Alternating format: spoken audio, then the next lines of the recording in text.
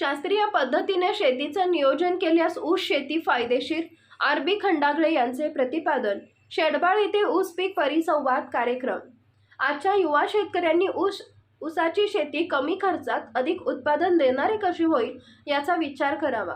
नवनवीन संशोधन व शास्त्रीय पद्धतीने शेतीचं नियोजन केल्यास ऊस शेती फायदेशीर ठरणार आहे. भारतात सरासरी एकरी 30 ते 40 टन उत्पादन मिळते. मात्र विदेशातील ब्राझील, मॉरिशस, ऑस्ट्रेलिया सारख्या देशात एकरी 190 टन ऊसाचे उत्पादन घेतले जाते. अधिक उत्पादन घेण्यासाठी शेतकऱ्यांचे परिश्रम महत्त्वाचे आहेत, असे प्रतिपादन संकेश्वर येथील निजलिंगप्पा ऊस संशोधन केंद्राचे शास्त्रज्ञ आर.बी. खंडागळे यांनी केले. शेडबाळ येथील शांतीसागर जैन आश्रमात श्री दत्त साखर कारखान्याच्या वतीने शेतकरी सभासदांकरता आयोजित ऊस परिसंवाद कार्यक्रमात ते प्रमुख पाहुणे म्हणून बोलत होते.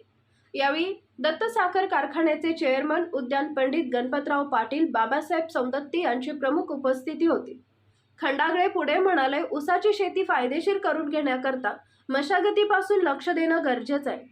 ऊसाची लागण केल्यानंतर 1 एकर क्षेत्रामध्ये 40 ते 50 हजार रोपे असल्यास त्याची सरासरी एका ऊसाचे वजन 2 ते 2.5 किलो झाल्यास त्यातून एकरी सरासरी 80 ते 90 टन मिळते.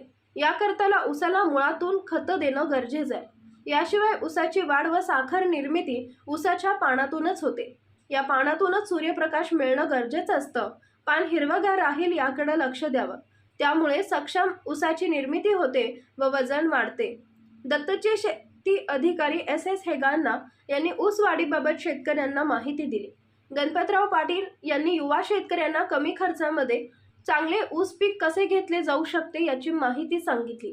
प्रारंभी दत्त साखर कारखान्याचे संस्थापक अध्यक्ष दिवंगत आप्पासाहेब उर्फ सारे पाटील यांच्या प्रतिमेचं पूजन करण्यात आले. यावेळी कारखान्याचे उपाध्यक्ष अरुण देसाई, संचालक महेंद्र बागे, अमर यादव, ज्योतिकुमार पाटील, आश्रमचे अध्यक्ष राजू नांद्रे, अजित नरसगावकर, प्रकाश पाटील, सुरगोर पाटील, बाळासाहेब पाटील, सुनील मारगाणे यांच्यासह शेतकऱ्यांची उपस्थिती होती.